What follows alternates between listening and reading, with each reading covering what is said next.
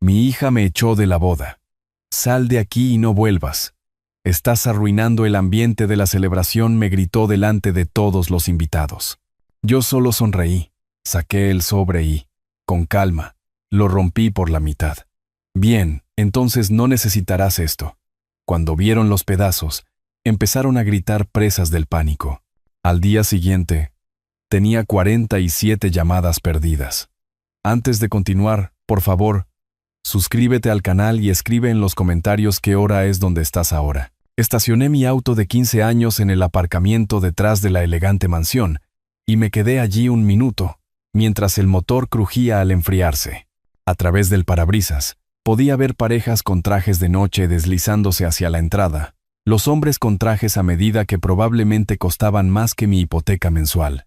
Me ajusté la corbata, la azul marino que había usado en el funeral de Carmen hacía 8 años, y recogí el sobre del asiento del copiloto. Sentía su peso significativo en mi mano.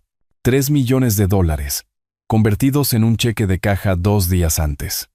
Todo lo que había ahorrado durante 4 décadas, dirigiendo construcciones morales. Había planeado dividirlo entre Valeria y su hermana Mariana algún día. Pero Mariana tenía su propia familia, su propia estabilidad. Valeria lo necesitaba más, o eso había pensado yo. Atravesé las puertas dobles talladas hacia un mundo que olía a dinero. Orquídeas, champán, algo caro cocinándose en una cocina en algún lugar. Candelabros de cristal lanzaban luz sobre esculturas de hielo en forma de cisne. Conté al menos 150 invitados, tal vez más. Se oía el murmullo suave de música latina en el fondo. El sobre crujió ligeramente cuando apreté la mano. Valeria estaba cerca de la entrada con su vestido blanco. Mauricio a su lado con un traje gris marengo que le quedaba como si estuviera pintado sobre él. Me acerqué, esbozando algo parecido a una sonrisa. Valeria, Mauricio, felicidades. Les traje algo. Los ojos de mi hija se dirigieron hacia mí y luego se apartaron, como si hubiera visto una mancha en el suelo de mármol. Solo déjalo por ahí, papá. Mauricio ni siquiera se giró. Ya estaba escaneando la sala en busca de alguien más importante. Me quedé allí unos segundos más. Luego me dirigí a la zona de recepción, donde las tarjetas indicaban a los invitados sus mesas. La mía estaba en el rincón del fondo, la mesa 17, parcialmente oculta por una columna decorativa. Me senté solo. El centro de mesa era más alto que mi cabeza, rosas blancas y algo plateado que no supe identificar. El servicio de cena comenzó 1 hora después. Camareros con guantes blancos sirvieron platos que no toqué. En la mesa principal, Valeria y Mauricio presidían, sus risas resonando por el salón. Observé a mi hija sonreír a extraños. Esa expresión ensayada que usaba cuando quería algo. La había perfeccionado a lo largo de los años. Entonces Mauricio se levantó, micrófono en mano, y comenzó a hacer brindis. Los primeros fueron estándar, agradeciendo a los invitados, elogiando a su novia. Pero luego su tono cambió. Se volvió más relajado, más mordaz. ¿Saben qué es lo que me encanta de esta noche?, dijo, gesticulando con su copa de champán. Todos aquí lo entienden. Todos ustedes entienden de calidad, de clase, de saber cuál es su lugar en el mundo. Hizo una pausa para crear efecto. ¿Alguna vez han notado cómo algunos tipos simplemente no encajan en ningún lado? O sea, capta la vibra, amigo. Una risa se extendió por la multitud. Sentí que caía sobre mí como un foco de luz. Quiero decir, algunas personas nunca aprenden. Aparecen donde no se les quiere. Vistiendo ropa de... ¿qué? De 1990. Más risas. Pero oye, al menos lo intentan, ¿verdad? Dejé mi vaso de agua con cuidado. Mi mano estaba firme. Eso me sorprendió. Mauricio continuó durante otro minuto. Cada broma un cuchillo más. Y Valeria estaba sentada allí, a su lado, sin reírse, pero sin detenerlo tampoco. Su sonrisa se había vuelto tensa, fingida. Sabía exactamente a quién se refería. Me levanté. El salón no se dio cuenta al principio. Estaba demasiado atrás, demasiado invisible. Caminé entre las mesas, dejando atrás conversaciones y tintineo de cubiertos, con el sobre en la mano. Algunas personas levantaron la vista cuando me acerqué a la mesa principal, la curiosidad reemplazando a la diversión. Valeria me vio venir. Su expresión cambió de esa sonrisa falsa a algo más duro, más frío. Mauricio se detuvo a mitad de frase.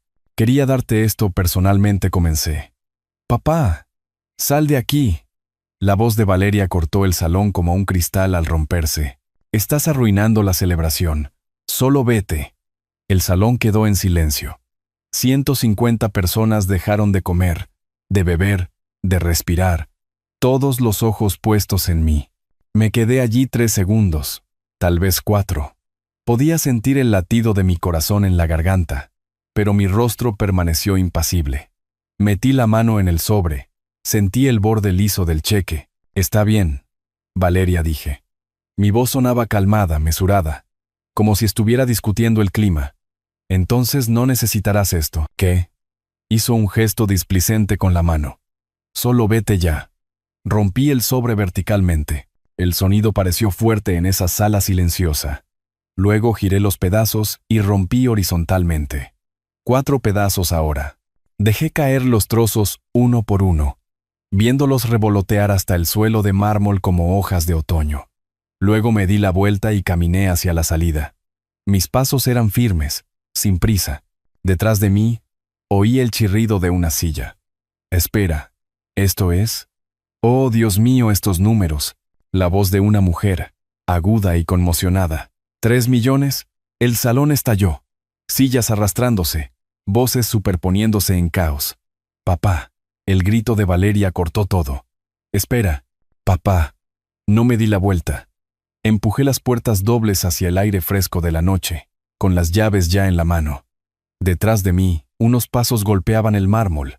Valeria y Mauricio irrumpieron por la entrada justo cuando llegaba a mi auto. Entré, arranqué el motor y salí del estacionamiento. En mi espejo retrovisor, vi a Valeria con su vestido blanco, corriendo detrás de mí en tacones, una mano extendida como si pudiera hacerme volver por pura fuerza de voluntad. Conduje a casa y no miré atrás. El viaje a casa tomó 20 minutos, pero no recuerdo nada de él. En un momento estaba saliendo del estacionamiento de la mansión. Al siguiente, estaba sentado en la entrada de mi casa, mirando la casa a oscuras. El motor seguía en marcha. Lo apagué y me quedé allí en silencio. Dentro, no encendí ninguna luz. Fui directo a la sala de estar y me dejé caer en el viejo sillón de Carmen, el que siempre había querido retapizar pero nunca lo hice. La tela todavía olía levemente a su loción de lavanda, incluso después de 8 años. Puse mi teléfono boca arriba en la mesa de centro y esperé. No tardó mucho. La pantalla se iluminó. El nombre de Valeria. Lo vi sonar, el brillo iluminando mi rostro en la oscuridad, y luego atenuarse hasta apagarse. 2 minutos después, se iluminó de nuevo. Mauricio esta vez. Dejé que esa también muriera. A medianoche, había dejado de contar. El teléfono seguía iluminándose, una y otra vez, como un latido. Cada vez miraba el nombre hasta que la pantalla se oscurecía. No me sentía triste. No sentía arrepentimiento. Por primera vez desde que Carmen murió, sentí algo agudo y claro cortando la niebla en la que había estado viviendo. Ira fría. Se habían acostumbrado a mi silencio, a mi debilidad, a la forma en que me había doblegado, acomodado y desaparecido cada vez que les resultaba conveniente. 8 años de eso, desde que Carmen falleció, y yo había dejado de saber cómo ser algo más que invisible. Bueno, ahora sí me estaban notando. Me preparé un cafecito alrededor de las 3 de la mañana, de pie en mi cocina viendo cómo se colaba. El teléfono se iluminó en el mostrador. Número 32. Tal vez 33. Serví una taza y volví al sillón. El amanecer llegó lentamente, la luz gris arrastrándose por las paredes. Cogí el teléfono por primera vez desde que había llegado a casa. 47 llamadas perdidas. Los mensajes de texto se desplazaban sin parar. No los abrí, solo leí las vistas previas. Papá, lo siento mucho. Por favor, tenemos que explicarlo. Llámanos, por favor. El cheque. ¿Podemos hablar?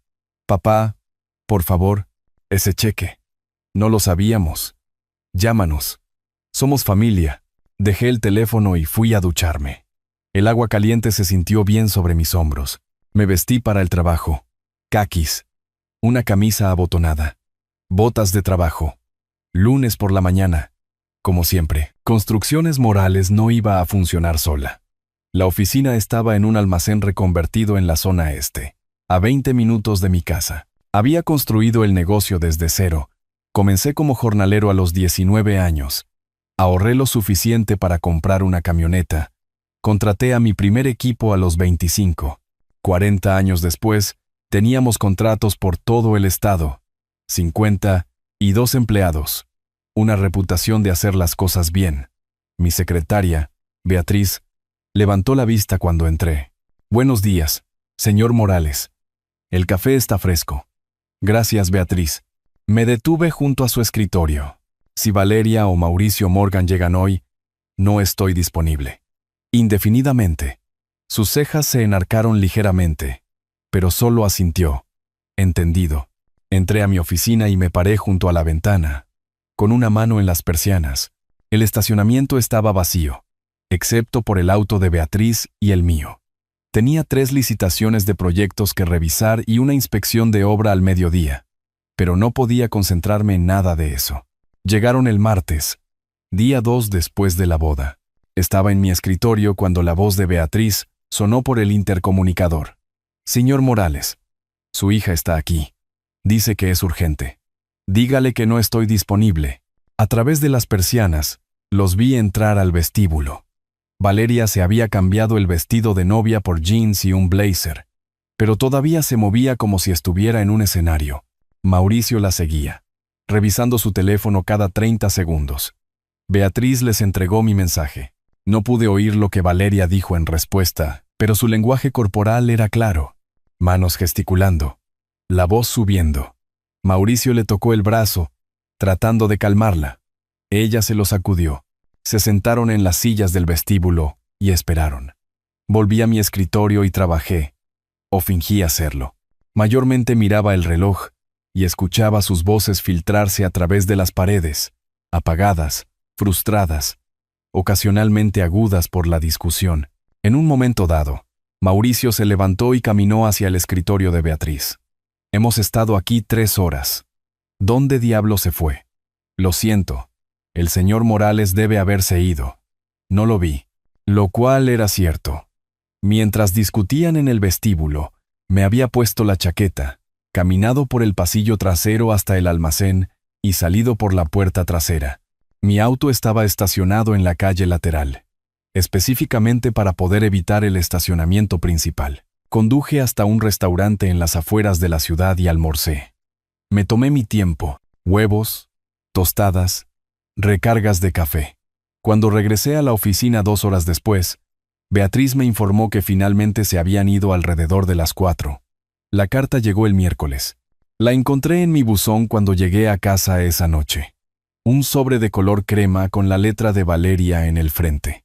Reconocí el papel de carta. Carmen le había regalado un juego para su graduación universitaria. La abrí de pie en mi cocina, todavía con las botas de trabajo puestas. Querido papá, necesito que entiendas lo abrumada que estaba con el estrés de la boda. Planificar ese día llevó meses, y la presión era enorme. Mauricio pensó que era mejor si la celebración se mantenía centrada en nosotros, y yo estaba demasiado agotada para pensar con claridad. Nunca quise hacerte daño. Eres mi padre y te quiero. Por favor, entiende que lo que pasó no fue por ti. Fue porque yo no estaba en mi sano juicio. ¿Podemos hablar, por favor? Quiero explicarlo todo correctamente. Ambos queremos. Con cariño, Valeria. La leí 2 veces. Luego la dejé en el mostrador de la cocina. Algo dentro de mi pecho se aflojó. No en el buen sentido, sino como un nudo que se deshace en algo más afilado. Mauricio pensó. Por supuesto. Leí la carta por 3ª vez, y fue entonces cuando sucedió. Sonreí. Realmente sonreí. Sentí mi boca curvarse hacia arriba por primera vez en años. Pero no era una sonrisa cálida. No era el tipo de sonrisa que querrías ver en el rostro de alguien. No lamentaba lo que había hecho. Lamentaba lo que le había costado. Ambos lo hacían. Saqué mi teléfono y busqué un nombre que había visto en una valla publicitaria en el centro. Esteban Reyes, abogado. especializado en planificación patrimonial y derecho de familia. Marqué el número y me atendió un servicio de contestador. Era fuera del horario de oficina. Me gustaría programar una consulta, dije, cuando la mujer preguntó cómo podía ayudarme. Se trata de mi testamento. La oficina de Esteban Reyes. Ocupaba el piso 12 de una torre de cristal en el centro. El tipo de edificio donde el ascensor requería una tarjeta de acceso.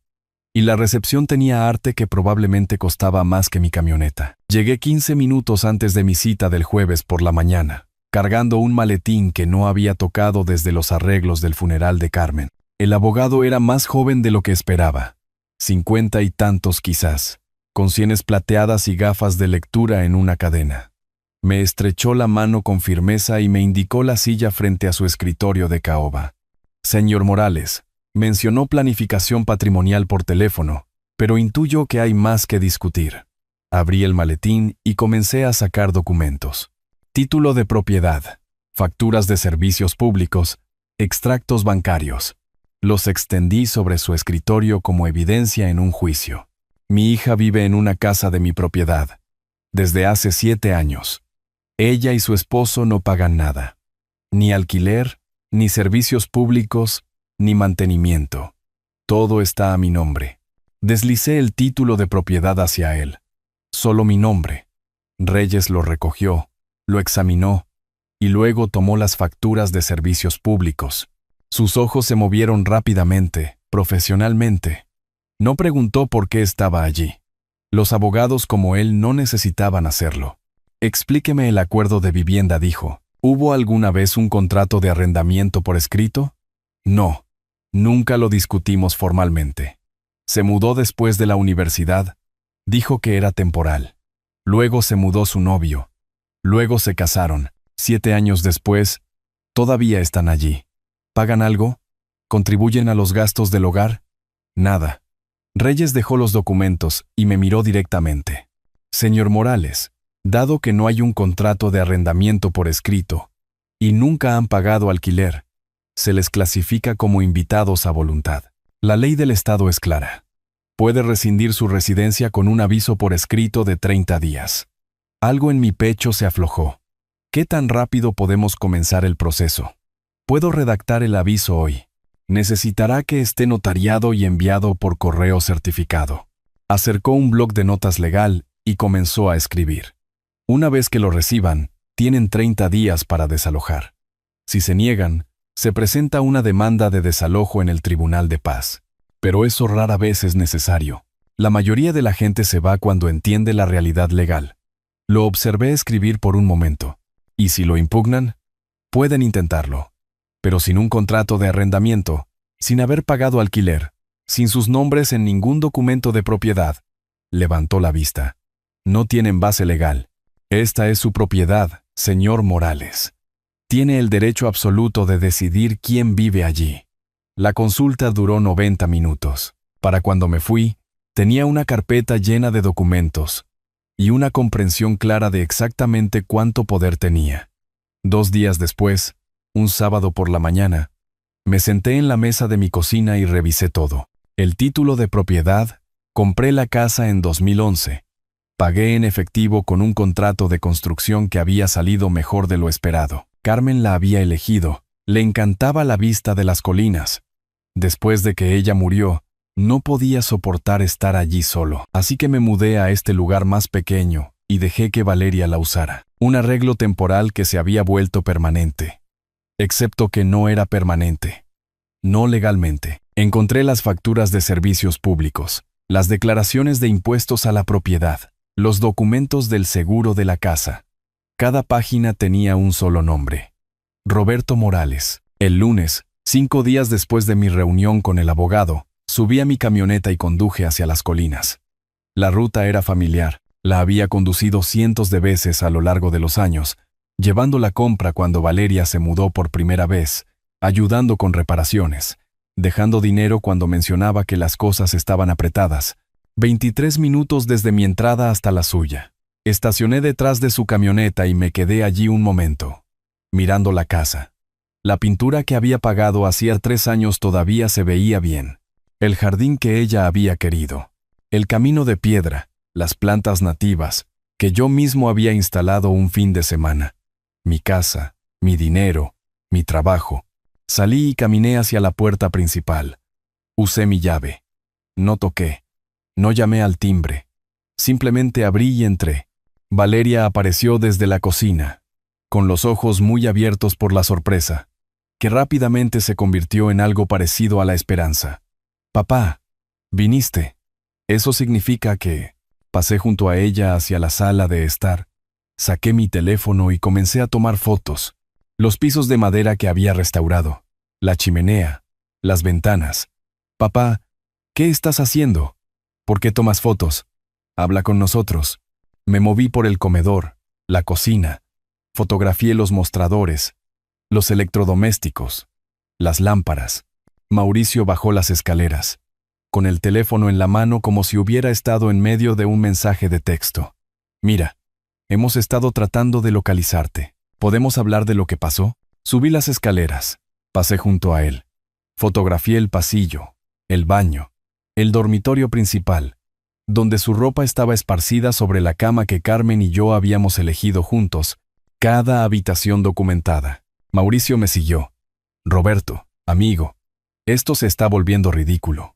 La fastidiamos en la boda, ¿de acuerdo? Lo entendemos. Pero no puedes simplemente...». «Estoy documentando el estado actual», dije, sin mirarlo. «¿Estado actual de qué? Esta es nuestra casa». Bajé las escaleras, ambos siguiéndome como niños confundidos. En la puerta principal, me volví. El rostro de Valeria estaba pálido, sus manos entrelazadas. «Papá, ¿qué estás haciendo? ¿Por qué tomas fotos? Habla con nosotros». «Soy el dueño», dije. «Solo reviso mi propiedad». Salí y conduje a casa. El silencio en la camioneta se sentía pesado, pero limpio. 2 días después, me reuní con Marta López, una notaria cuya oficina estaba en un centro comercial cerca de mi casa. Tendría unos 60 años, con gafas de lectura y una manera eficiente que me recordaba a la hermana de Carmen. Leyó el documento de aviso de desalojo que Reyes había preparado, sus labios moviéndose ligeramente con las palabras. «Esto les da hasta el 30 de abril para desalojar. Es el mínimo de 30 días requerido por la ley». Levantó la vista hacia mí. «Entiende que pueden impugnar esto, ¿verdad? Que lo intenten». Selló el documento. Lo firmó. Me hizo firmarlo. Llenó el formulario de correo certificado con la dirección de Valeria. Mi dirección. Técnicamente. Selló todo en el sobre oficial. «Esto se entregará dentro de 2 días hábiles», dijo, entregándome el recibo. «Conserve esto. Es su prueba de entrega». Lo tomé y lo deslicé en mi billetera. Marta me observó con una expresión que no pude descifrar del todo. «¿Asunto de familia?», preguntó en voz baja. «Ahora lo es». Salí de su oficina y me senté en mi camioneta durante mucho tiempo, mirando el sobresellado en mis manos. Dentro había un aviso de 30 días que lo cambiaría todo. Conduje hasta la oficina de correos y observé cómo el empleado lo escaneaba. Lo vi desaparecer en el sistema. Hecho, el 1 de abril llegó frío y gris, el tipo de mañana que se sentía como si el clima supiera que algo se avecinaba. Estaba en mi oficina revisando planos cuando mi teléfono vibró con un recordatorio de calendario. «Entrega de correo certificado. Estimada hoy». Lo silencié y volví al trabajo. Alrededor de las 11, mi teléfono se iluminó. El nombre de Valeria. Dejé que sonara hasta el buzón de voz. 30 segundos después, se iluminó de nuevo. Mismo nombre. Rechazar. Luego Mauricio. Rechazar. Luego Valeria. De nuevo. Puse el teléfono boca abajo y me concentré en los dibujos estructurales frente a mí. 3 minutos después, sonó el teléfono de mi oficina. La extensión de Beatriz. «Señor Morales. Su hija está llamando a la línea principal». Suena alterada. «No estoy disponible». Las llamadas continuaron durante el almuerzo. A las 2 en punto, tenía 14 llamadas perdidas. Empezaba a pensar que se habían rendido cuando Beatriz llamó a mi puerta. «Su hija y su esposo están abajo. Exigen verlo». Me levanté y caminé hacia la ventana. Miré hacia el estacionamiento. No podía ver la entrada del vestíbulo desde este ángulo, pero podía imaginarlos. Valeria probablemente llorando. Mauricio enojado. Cogí el teléfono de mi oficina y marqué la extensión 3. Miguel, el guardia de seguridad del edificio, respondió al segundo timbrazo. Miguel, soy Roberto Morales. Tengo a 2 personas en el vestíbulo. Valeria Morgan y Mauricio Morgan.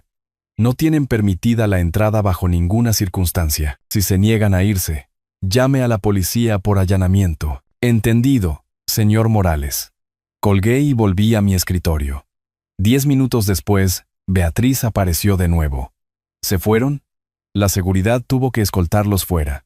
Señor Morales, ¿está todo bien? Todo está bien. Gracias, Beatriz. Dudó en la puerta, como si quisiera decir más. Luego asintió y se fue. 2 días después, un miércoles gris por la mañana, estaba revisando la nómina cuando sonó mi teléfono. Un número que no reconocí. Casi lo rechazo, pero decidí contestar. Roberto Morales. Señor Morales, soy Marcos Peña. Soy abogado y represento a Mauricio Morgan en relación con un asunto de propiedad. Me recliné en mi silla. Así que habían contratado a un abogado. Le escucho. Mi cliente recibió un aviso de desalojo de una propiedad ubicada en... Recitó la dirección de las colinas. Me gustaría discutir la situación y ver si podemos llegar a un acuerdo que funcione para todos. No hay nada que discutir. El aviso es legal y se entregó correctamente. Señor Morales, con el debido respeto, este es un asunto de familia. Seguramente podemos encontrar un compromiso. Señor Peña, si ha revisado el título de propiedad, sabe que sus clientes no tienen base legal. Si les está cobrando dinero por decirles lo contrario, eso es entre usted y su conciencia. La fecha de salida es el 30 de abril. Colgué. Esa misma tarde, llamó mi socio, Tomás Hernández. Habíamos construido construcciones morales juntos hacía 15 años. Él manejaba los contratos comerciales mientras yo gestionaba los residenciales. Buen hombre. Honesto. Roberto, vi algo en Facebook que me tiene preocupado. Valeria publicó sobre ti. Dice que la estás echando a la calle sin previo aviso. ¿Es eso cierto? Dejé mi café. Déjame contarte lo que pasó en su boda, Tomás. Luego podrás decidir quién es cruel. Le conté todo. El sobre. La humillación pública. Las bromas de Mauricio. La forma en que Valeria me gritó delante de 150 personas. Cuando terminé, Tomás se quedó en silencio por un largo momento. $3 millones. 3 millones. Y ella te destrozó delante de todos. Lo hizo. Otra pausa. Roberto, no te culpo en absoluto, ni un poco. Si necesitas algo, una referencia de carácter, lo que sea, llámame. Te lo agradezco, Tomás. Después de colgar, abrí mi computadora portátil y encontré la publicación de Valeria en Facebook. Las fotos de perfil la mostraban a ella y a Mauricio el día de su boda, ambos sonriendo como si hubieran ganado algo. La publicación era larga, emotiva, llena de frases como padre cruel y arrojada a la calle.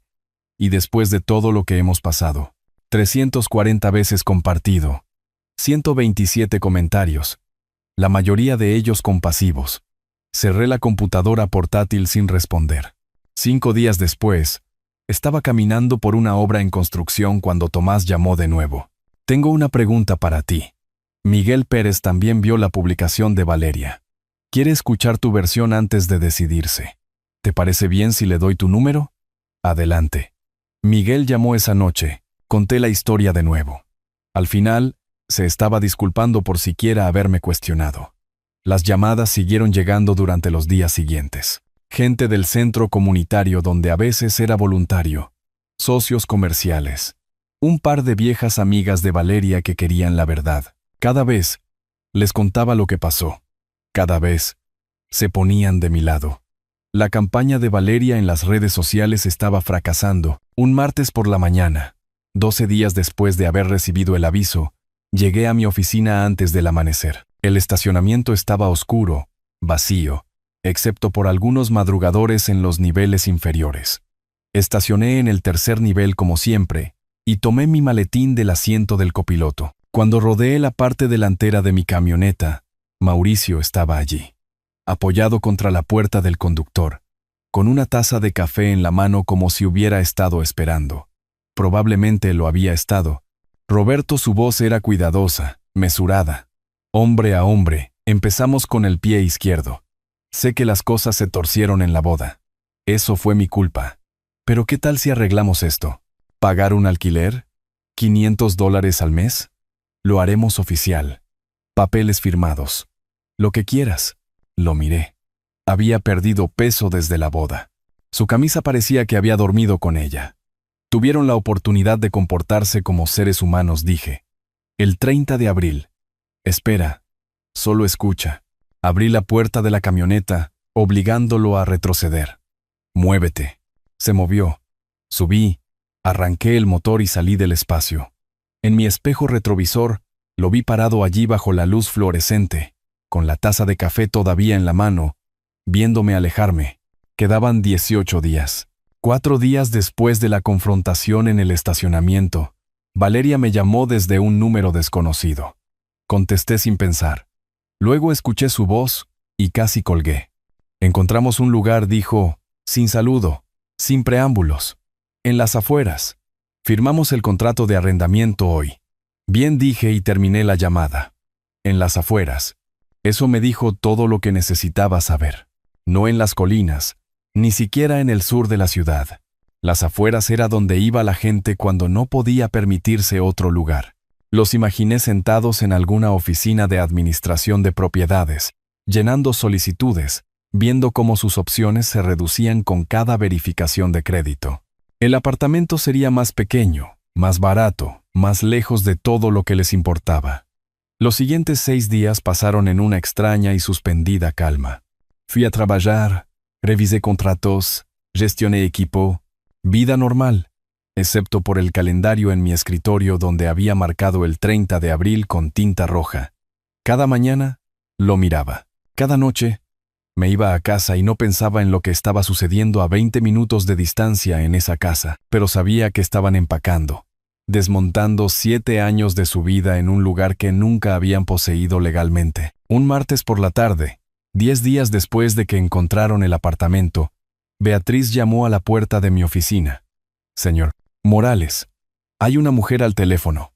Dice que es su vecina en la propiedad de las colinas. Una tal Sra. Herrera. Cogí el teléfono. Habla Roberto Morales. Señor Morales, soy Leonor Herrera. Vivo al lado de su propiedad en la colina. Su voz era cuidadosa, educada. Quería informarle que hay un camión de mudanzas en la entrada. Pensé que querría estar al tanto. Gracias, Sra. Herrera. Eso es lo esperado. Una pausa. Ya veo. Bueno, su hija parece bastante afectada. Solo quería asegurarme de que todo fuera apropiado. Todo es apropiado. Gracias por llamar. Colgué y me recliné en mi silla. Se iban temprano, 2 días antes de la fecha límite. Movimiento inteligente. Evitar cualquier apariencia de desafío. Cualquier excusa para que yo tomara más medidas. No fui a mirar. No pasé por allí para ver el camión de mudanzas, ni presenciar a Valeria llorando u observar a Mauricio cargando cajas. Que tuvieran esa privacidad. Yo tendría la mía cuando se fueran. La tarde siguiente, 29 de abril, un día antes de la fecha límite, me reuní con Marta López y Francisco Álvarez en la casa. Francisco era un tasador de propiedades con el que había trabajado en proyectos de construcción, bueno en su trabajo, meticuloso. Marta trajo su sello de notario y un portapapeles. Llegamos por separado. Yo llegué primero. Estacioné en la entrada detrás del auto de Valeria. Todavía estaba allí, finalizando las cosas. Cuando caminé hacia la puerta, se abrió antes de que pudiera tocar. Valeria estaba allí en jeans y una camiseta, el cabello recogido, los ojos rojos. Detrás de ella, la casa estaba vacía. Resonaba. Papá, su voz se quebró al pronunciar la palabra. ¿Vienen a inspeccionar? A documentar, dije. Ella es Marta López, notaria. Francisco Álvarez, tasador. Caminamos juntos, habitación por habitación. Francisco fotografió todo, comparando con las imágenes en su tableta, las que yo había tomado hacía 4 semanas. Sala de estar, Pisos de madera sin marcas, paredes limpias, electrodomésticos de cocina intactos, mostradores sin daños, comedor, lámpara colgando derecha, ventanas sin rayones. Arriba, el dormitorio principal donde Carmen y yo solíamos dormir, donde Valeria y Mauricio habían pasado los últimos 7 años, vacío ahora, excepto por las hendiduras en la alfombra donde había estado la cama. Compara esto con las fotos del 28 de marzo, dije. Francisco revisó su tableta, moviéndose entre la pantalla y las paredes. El armario, el baño. Estado idéntico. Señor Morales, sin daños, sin alteraciones. Lo dejaron limpio. En el baño, noté que el mostrador de mármol estaba impecable, prístino, como si nunca se hubiera usado. Pensé en Mauricio parado aquí con sus opciones. Su ira. Pensé en él decidiendo no correr el riesgo.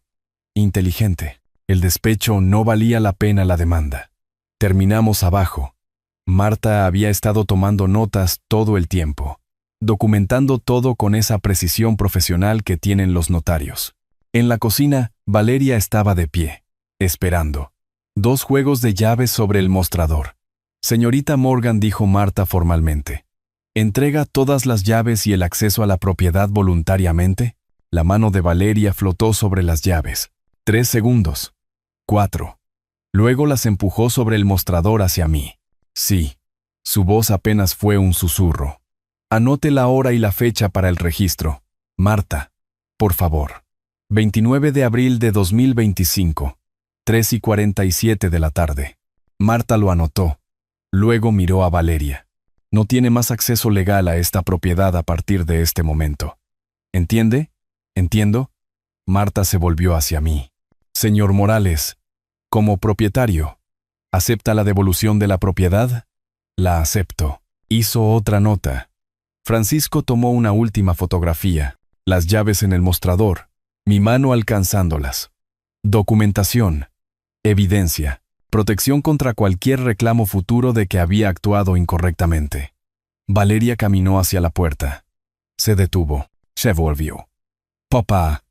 Adiós, Valeria. Se fue. Observé por la ventana cómo subía a su auto. Se sentaba allí un momento con las manos en el volante y luego se alejaba. Marta y Francisco se fueron poco después. Me quedé solo en la entrada escuchando el silencio. La casa se sentía diferente. Vacía. Más grande. Más fría. La recorrí una vez más. Mis pasos resonando en la madera. 7 años de la vida de Valeria habían sucedido aquí. Cenas de cumpleaños en esa mesa de comedor. Mañanas de Navidad en la sala de estar. Discusiones en la cocina. Vida normal en una casa que ella consideraba suya. Pero nunca fue suya. No legalmente. No realmente. Cerré con llave y conduje a casa. Esa noche sonó mi teléfono.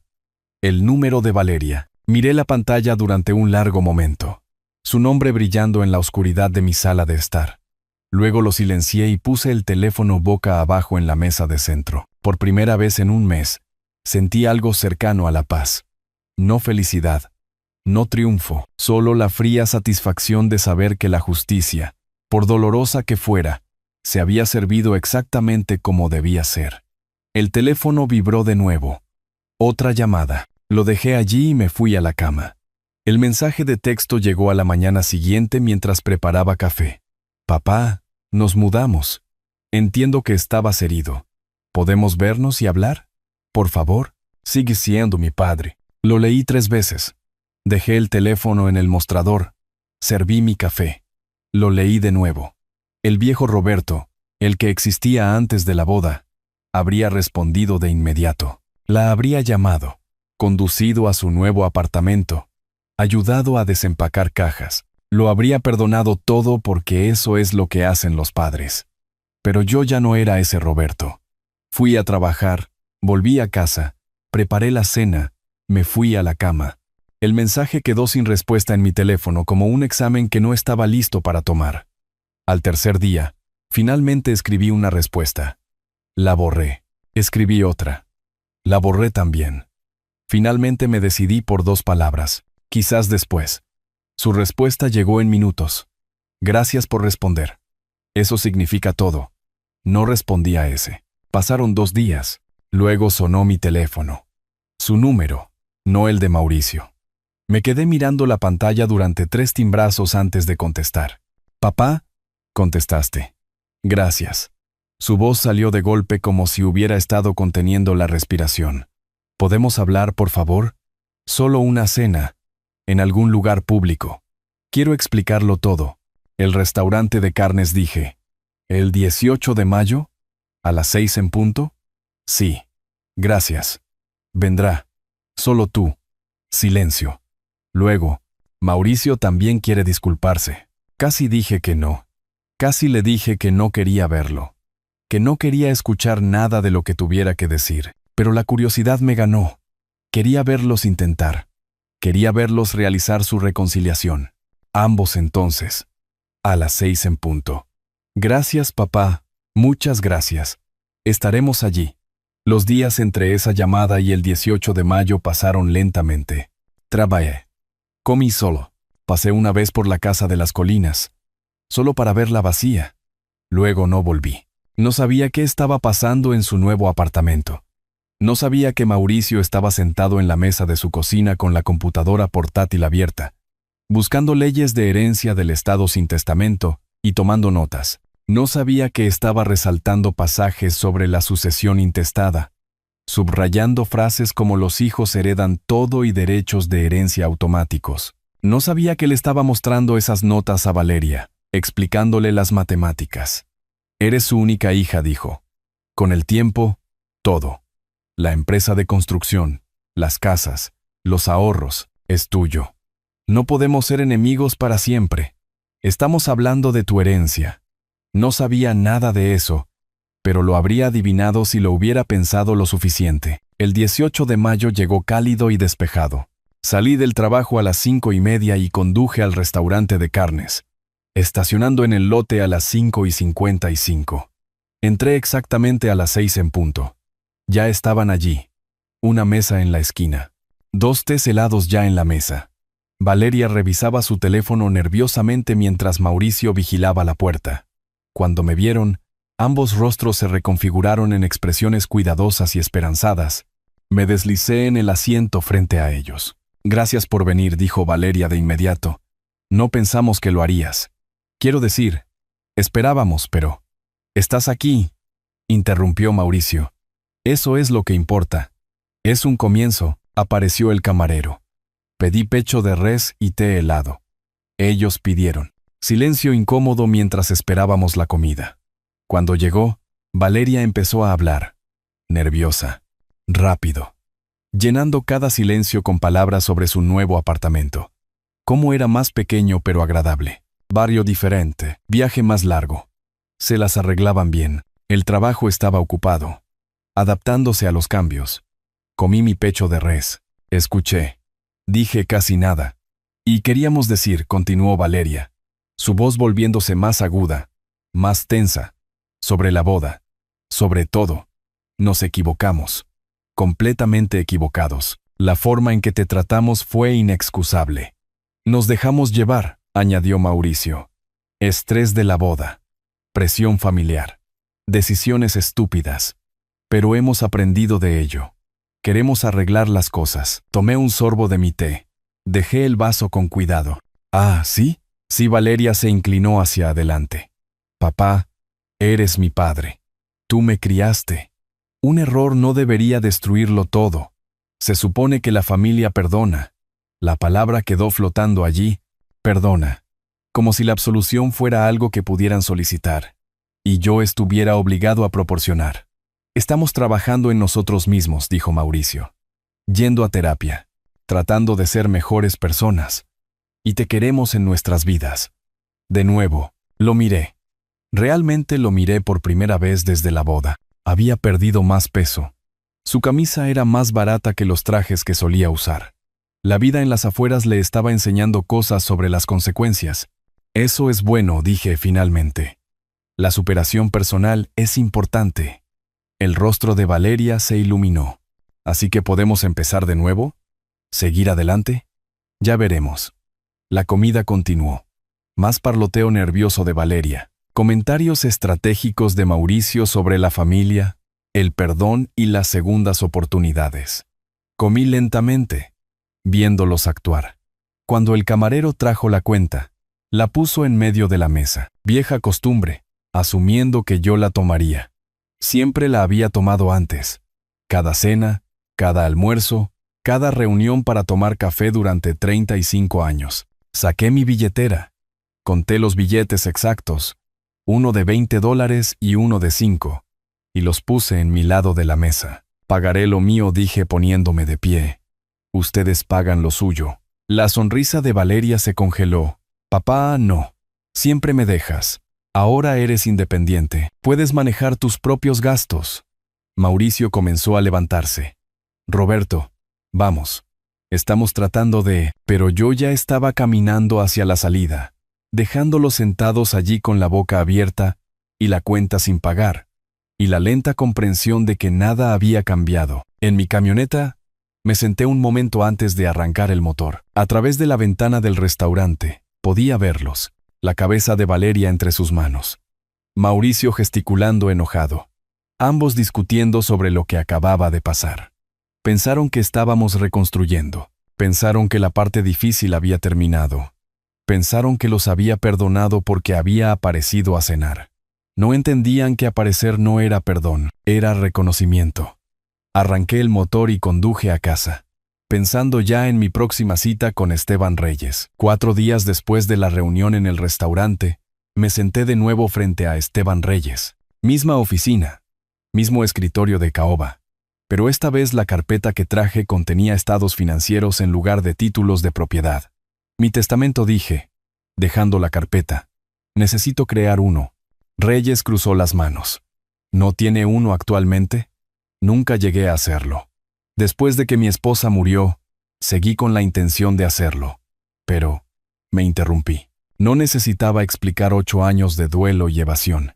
Señor Morales, sin un testamento formal, su hija hereda todo su patrimonio automáticamente según la ley de sucesión intestada del Estado. Observó mi rostro con atención. ¿Es esa su intención? Pensé en el restaurante. El parloteo nervioso de Valeria, la cortesía calculada de Mauricio, la forma en que se miraron cuando me alejé, como si hubiera arruinado su actuación cuidadosamente ensayada. No dije. No lo es.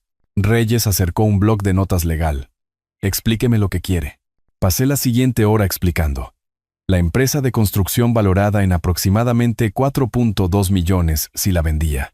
La casa de las colinas, 1.75 millones quizás. Cuentas de inversión, ahorros, todo lo que Carmen y yo habíamos construido durante 40 años de trabajo. Un patrimonio total de alrededor de 8 millones. Quiero que el 70% vaya a una fundación benéfica, dije. Construcción de viviendas asequibles, específicamente para personas mayores en el estado. Reyes escribió.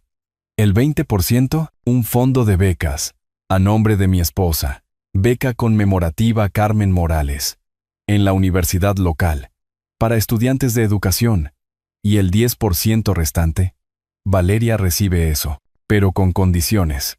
Solo si está libre de deudas cuando yo muera. Si tiene deudas pendientes, esa parte también va a la caridad. Reyes levantó la vista. Esto es legalmente sólido, pero entienda que ella lo impugnará. Que lo intente. Es mi dinero para distribuirlo. Salí de su oficina y conduje a casa. Pasé 3 días pensando en ello. Me senté en mi apartamento del centro con hojas de cálculo y extractos bancarios, calculando porcentajes, imaginando los proyectos de vivienda que mi dinero podría construir, unidades de un solo piso con acceso para sillas de ruedas, espacios comunitarios, jardines, las cosas de las que Carmen solía hablar cuando pasábamos junto a campamentos de personas sin hogar. Alguien debería hacer algo, decía ella. Ahora alguien lo haría, yo. Al 4.º día llamé a Reyes. Redáctelo. La firma del testamento tuvo lugar en su oficina un viernes por la tarde. Marta López vino con su sello de notaria.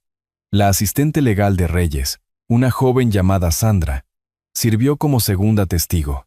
Extendieron los documentos sobre la mesa de conferencias, página tras página de lenguaje legal, que se reducía a una simple verdad.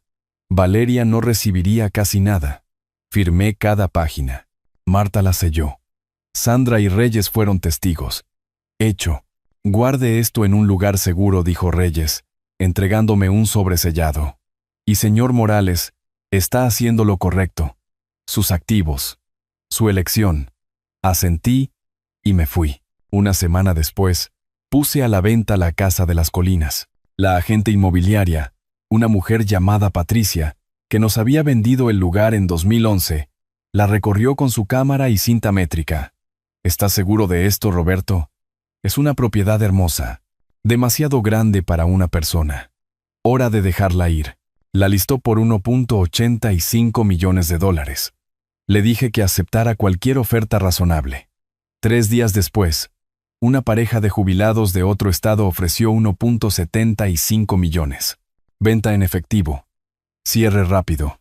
Acepté de inmediato. El letrero de se vende se colocó un martes. Para el miércoles por la tarde, sonó mi teléfono. Valeria. ¿Es verdad? Su voz era aguda, aterrada. Jennifer pasó por allí y dijo que la casa está en venta. Dime que está equivocada. Está listada. Recibí una oferta ayer. La acepté. ¿Estás vendiendo la casa? ¿La casa de la familia? ¿Donde vivió mamá? Es demasiado grande para una persona. Me estoy mudando a un lugar más pequeño. Pero esa es nuestra casa. Eso es. Nunca fue tu casa, Valeria. Era mía. Silencio. Entonces, ¿dónde vivirás? ¿Qué pasa con todos los recuerdos? Compré un lugar en el centro. 2 dormitorios. Buena vista. Todo lo que necesito. ¿Nos estás borrando? Su voz se quebró. Estás borrando a toda la familia. No. Estoy construyendo una nueva vida. Hay una diferencia. Colgué antes de que pudiera responder. El condominio que había comprado estaba en un edificio nuevo en el centro de la ciudad. 10º piso. Ventanas de piso a techo. Vista del horizonte del centro. Cocina moderna que nunca usaría. Dormitorio de invitados que nunca necesitaría. Pero era mío. Pagado en efectivo. Y no tenía recuerdos de Valeria o Mauricio o de 7 años de ser aprovechado. La semana después de la venta de la casa, estaba saliendo de mi oficina alrededor de las 6 cuando vi a Mauricio cerca de la entrada. Intentaba parecer casual, apoyado contra la pared exterior del edificio, revisando su teléfono, pero reconocí la trampa de inmediato. Me di la vuelta y volví a atravesar el vestíbulo. Beatriz levantó la vista de su escritorio, confundida. ¿Todo bien, señor Morales? Bien. Solo olvidé algo. Tomé la salida trasera, la que había usado cuando Valeria y Mauricio habían emboscado mi vestíbulo meses atrás. Caminé alrededor de la manzana hasta donde estaba estacionada mi camioneta. Mientras pasaba por la entrada principal, vi a Mauricio todavía esperando allí, mirando su teléfono. En mi espejo retrovisor, lo vi finalmente levantar la vista, escanear el estacionamiento que se vaciaba y luego golpear la pared con frustración. Mi teléfono vibró. Mensaje de texto de Mauricio. Somos tu familia. Lo borré sin responder. Esa noche, sentado en mi nuevo condominio con vista a las luces de la ciudad, abrí mi computadora portátil y revisé la documentación de la fundación benéfica que Reyes había preparado. La Fundación Carmen Morales para Viviendas de la Tercera Edad. Sonaba bien. A Carmen le habría gustado. Mi teléfono vibró de nuevo. Valeria esta vez. Papá, por favor, tenemos que hablar. Esto no es justo. Justo. Esa palabra de nuevo, como si la justicia fuera algo que merecieran después de lo que habían hecho. Apagué mi teléfono y me serví una copa. Me senté junto a la ventana y observé la ciudad respirar debajo de mí. Autos moviéndose, gente viviendo sus vidas, el mundo continuando. Entendieran o no Valeria y Mauricio sus consecuencias. El futuro que estaba construyendo no los incluía. Y por primera vez en 8 años, eso se sentía exactamente correcto. 5 días después de haber evitado a Mauricio fuera de mi oficina, recibí una llamada de Tomás Hernández. Roberto, necesitas ver algo. Sonaba incómodo. Valeria publicó en Facebook. Es extenso. Colgué y abrí mi computadora portátil. Encontré su perfil. La publicación era larga, emotiva, cuidadosamente construida. La leí 2 veces.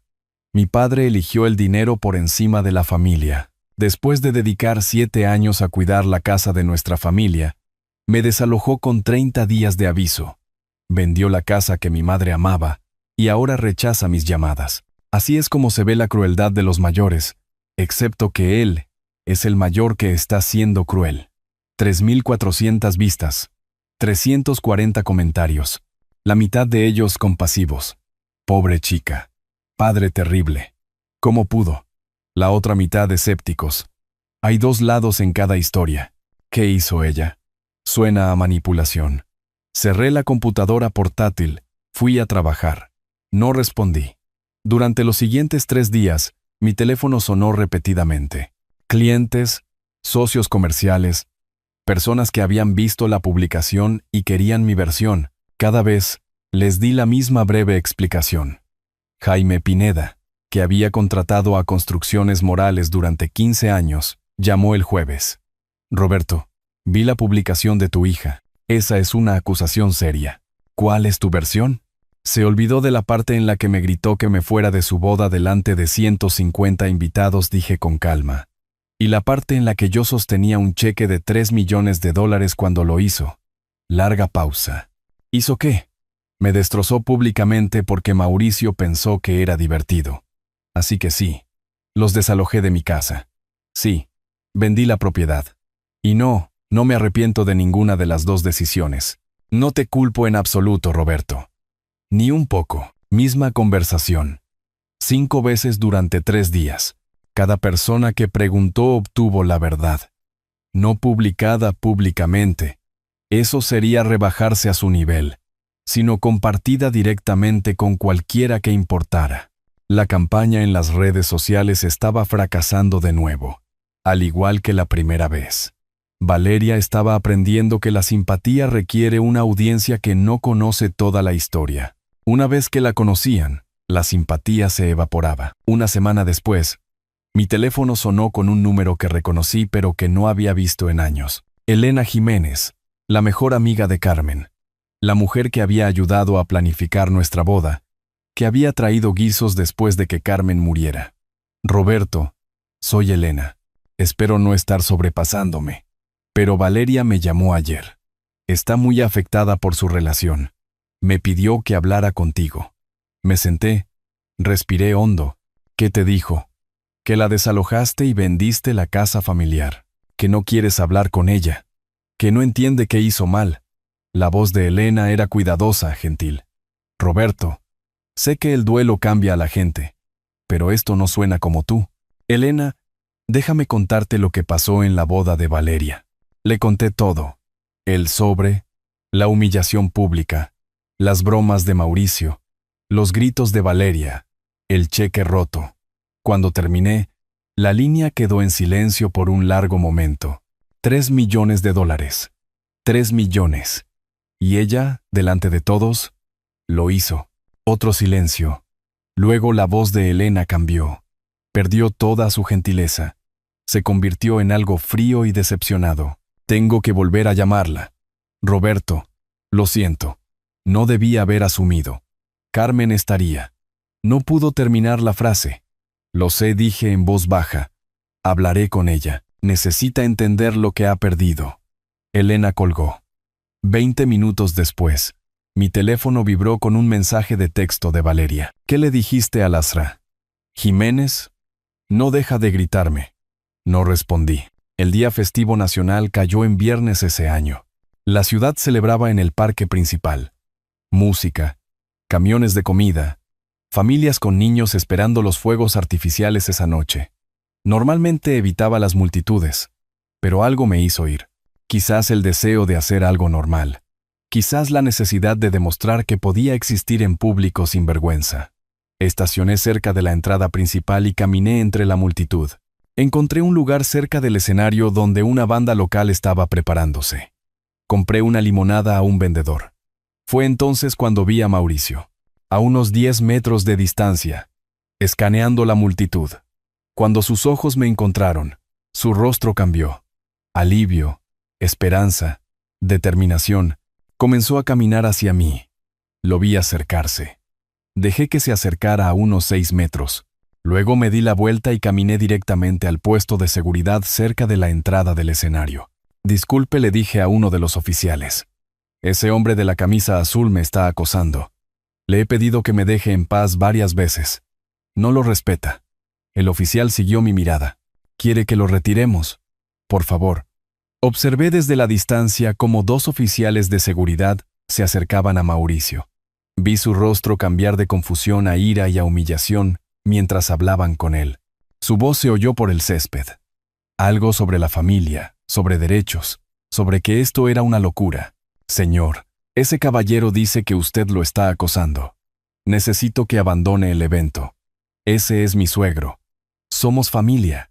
Él dice lo contrario. Tiene que salir del parque ahora o involucraremos a la policía. Las familias cercanas estaban mirando ahora, niños mirando, padres acercando a sus hijos, alejándolos del disturbio. El rostro de Mauricio se puso rojo.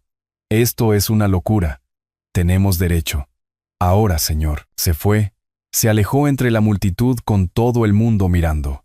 Los oficiales de seguridad siguiéndolo para asegurarse de que saliera del parque. Vi a Valeria parada cerca de los camiones de comida, con una mano sobre la boca, lágrimas corriendo por su rostro. Me vio mirándola. Se dio la vuelta y echó a correr. Me quedé otra hora. Escuché a la banda. Bebí mi limonada.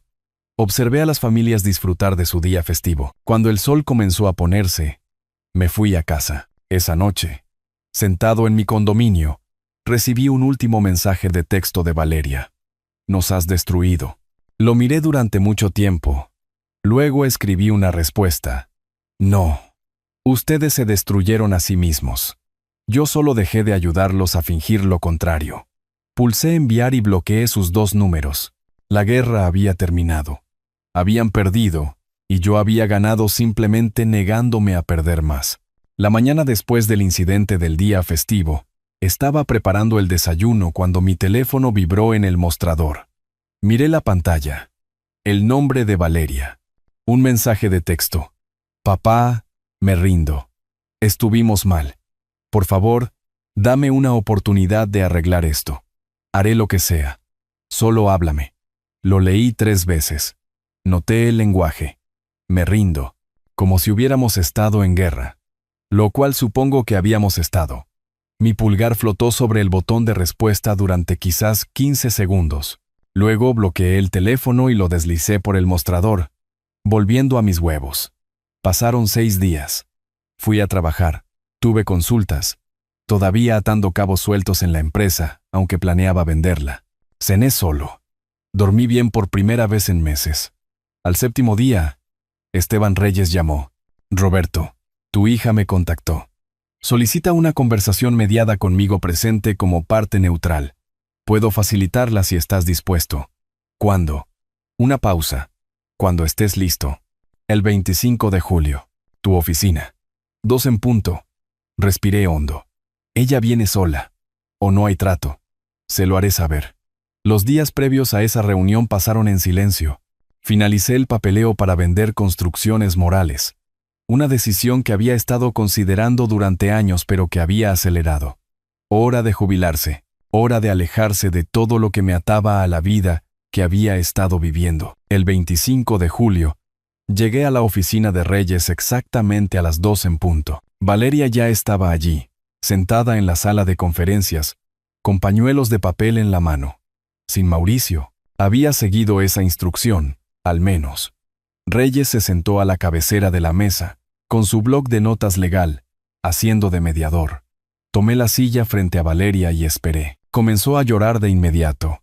Sé que te hice daño. Mauricio me insistía constantemente, diciendo que no encajabas en la estética de la boda, que nos avergonzarías. Fui débil. No estoy poniendo excusas, yo solo. Tú elegiste esas palabras, Valeria. Mantuve la voz nivelada. No, Mauricio. Tú. Lo sé. Su rímel se estaba corriendo. Fui horrible. He sido horrible. Y sé por qué hiciste todo. El desalojo, vender la casa, todo. Tenías razón al hacerlo. Solo quiero una oportunidad de demostrar que puedo ser mejor. Demostrarte que lo siento. La miré durante un largo momento. 35 años de recuerdos. enseñarle a andar en bicicleta, ayudarla con la tarea, llevarla al altar en su primera boda, que no terminó como esta. Todo conduciendo a ese momento en el salón de la mansión. Valeria, te crié durante 35 años. Te alimenté, te vestí, pagué tu educación. Después de que tu madre murió, te di la casa, sin pedir nada a cambio. Todo lo que quería era respeto básico. En tu boda, me demostraste que no soy nada para ti. Papá, por favor. Ahora lloras no porque me hiciste daño. Lloras porque perdiste el acceso al dinero. Se estremeció como si la hubiera abofeteado. Eso no es. ¿No lo es? Me incliné ligeramente hacia adelante. Si yo fuera pobre, ¿estarías aquí? Si no fuera dueño de propiedades, no tuviera ahorros, no tuviera nada que heredar, ¿estarías sentada en esta oficina rogando por otra oportunidad? El silencio respondió por ella. Me levanté. No te estoy excluyendo de mi vida para siempre. Pero la confianza no se reconstruye en un día o en una reunión. Vive tu vida. Si en años realmente cambias, tal vez hablemos. ¿Años? Su voz se quebró. Papá, ¿qué puedo hacer? Dime qué puedo hacer para arreglar esto. Ese es el punto, Valeria. No puedes arreglarlo haciendo algo por mí. Lo arreglas convirtiéndote en alguien diferente, alguien que trata a la gente con dignidad, alguien que tu madre habría reconocido. Caminé hacia la puerta. Reyes, gracias por tu tiempo. Detrás de mí, oí a Valeria sollozar. Reyes le dijo algo, bajo y reconfortante. No me quedé a escuchar. Una semana después, firmé los papeles de venta de Construcciones Morales. $4.2 millones por 40 años de trabajo. Los compradores eran una firma comercial de otra gran ciudad. Buena reputación. Cuidarían de mis empleados. Tomás Hernández consiguió un generoso contrato de consultoría como parte del trato. Todos cayeron de pie, excepto yo. Yo aterricé en un lugar mejor. La jubilación. 9 días después, sonó mi teléfono. Tomás Hernández. Roberto. Felicidades por la venta. Salida limpia. Buen precio. Deberías estar orgulloso. Gracias, Tomás. No podría haberlo hecho sin ti. Escucha, me encontré con alguien que preguntó por ti. Valeria. Parecía sorprendida de enterarse de la venta de la empresa. Asumí que lo sabía. Sonreí, mirando por la ventana de mi condominio, el horizonte de la ciudad. No lo sabía. Una pausa. Bueno, ahora lo sabe. Parecía bastante afectada. Me lo imagino. Esa noche, mi teléfono sonó 2 veces con el número de Valeria. Silencié ambas llamadas. Luego apareció un mensaje de texto. Lo entendí. Lo siento. 2 frases. Sin ruegos, sin exigencias, sin manipulación. Solo reconocimiento. Lo leí 2 veces. Luego bloqueé mi teléfono y lo puse en la mesa de centro. Quizás respondería con el tiempo. Quizás no. Pero por ahora, el silencio se sentía exactamente correcto. Más tarde esa noche, abrí mi computadora portátil y revisé la documentación de la fundación. La beca conmemorativa Carmen Morales ya había recibido su primera solicitud. Una joven que estudiaba educación infantil en la universidad comunitaria. La Fundación de Viviendas todavía estaba en formación, pero Reyes me aseguró que estaría operativa en septiembre. Todo estaba encajando. No era la vida que había planeado, pero quizás era la vida que me había ganado después de finalmente defenderme. Me serví una copa y me senté junto a la ventana, observando las luces de la ciudad parpadear abajo. En algún lugar de la ciudad, Valeria y Mauricio estaban viviendo con sus consecuencias, y yo estaba viviendo con las mías, lo cual, sorprendentemente, se sentía bastante bien. A la mañana siguiente, reservé un vuelo a las Montañas Rojas. Había estado en la lista de deseos de Carmen. Rocas rojas y senderos en ese cielo azul imposible. Habíamos marcado resorts y revistas de viajes, planeado ir para nuestro 40º aniversario. Luego ella enfermó, y los planes se disolvieron en visitas al hospital y conversaciones difíciles. Y eventualmente, silencio. Nunca había ido. No podía imaginarlo sin ella, pero ahora, De pie en mi condominio con una maleta de mano medio empacada, pensé que tal vez era hora.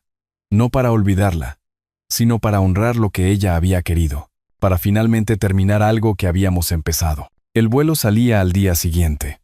Empaqué ligero, botas de montaña que no había usado en 5 años. Una foto de Carmen del día de nuestra boda. Una novela de bolsillo que alguien me había recomendado.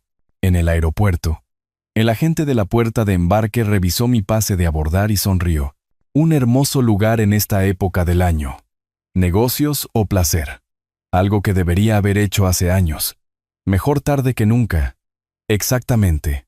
La semana en las Montañas Rojas pasó en una especie de neblina pacífica. Caminé por la montaña de la catedral al amanecer.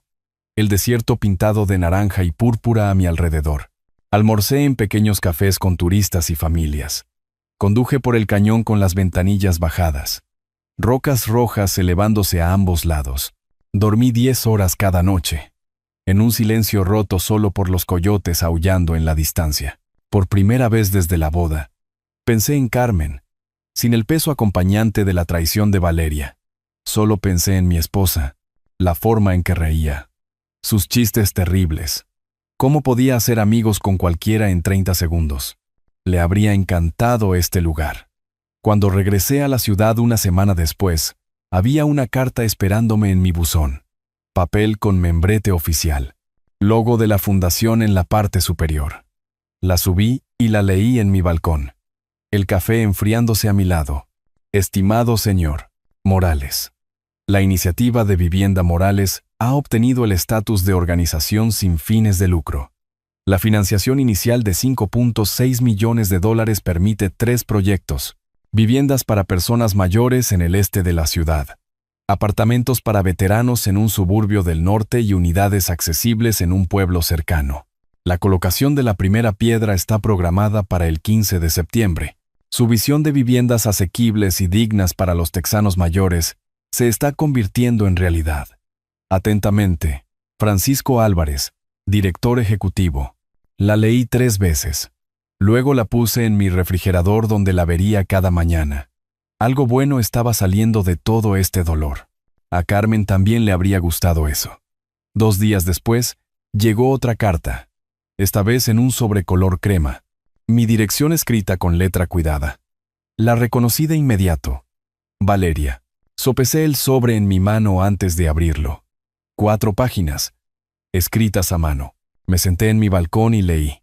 La carta hablaba de terapia familiar con Mauricio, de pagar deudas, $2,000 al mes, de reconocer patrones que no podía ver antes, de convertirse en alguien de quien yo pudiera estar orgulloso de nuevo, no ahora, quizás no pronto, pero algún día. El último párrafo fue el más importante. No estoy pidiendo dinero ni perdón, solo necesitaba que supieras que lo estoy intentando. Doblé la carta con cuidado y la puse en el cajón de mi escritorio. No respondí. No necesitaba hacerlo. Quizás algún día lo haría. Quizás no. Pero por primera vez permití la posibilidad de que la puerta no estuviera cerrada para siempre. Solo que no hoy. La tarde siguiente me reuní con Esteban Reyes por última vez. Su oficina se sentía diferente ahora. No un campo de batalla. Solo una habitación donde se hacían negocios. Revisamos todo. Desalojo completado. Testamento finalizado. Casa vendida. Empresa vendida. Fundación operativa. Reyes cerró la última carpeta y me miró. Todos los asuntos concluidos. La fundación le enviará informes trimestrales. Pero ya no está legalmente atado a ninguno de estos asuntos. ¿Cómo se siente? Lo pensé. Realmente lo pensé. Libre, él sonrió. Ese es el mejor resultado que podría esperar para un cliente. Nos dimos la mano. Salí a la luz del sol de agosto. Me paré en la acera viendo pasar el tráfico. Luego me dirigí hacia mi café favorito a 3 cuadras de distancia en lugar de ir directamente a casa. El lugar estaba lleno. La hora pico del almuerzo. Mesas llenas de gente comiendo, hablando y viviendo sus vidas normales. Pedí en el mostrador. ¿Lo de siempre, señor Morales? ¿Café solo? En realidad, que sea un capuchino hoy. La barista arqueó las cejas. Sintiéndose aventurero, me reí. Realmente me reí. Algo así. Llevé mi bebida a la terraza y me senté a observar a la gente pasar. Parejas tomadas de la mano, padres con cochecitos, un tipo discutiendo alegremente por teléfono. La vida normal sucediendo a mi alrededor, y por primera vez en 8 años no me sentí separado de ella. No sentí el vacío, sentí paz. Mi teléfono vibró. Mensaje de texto de un antiguo socio.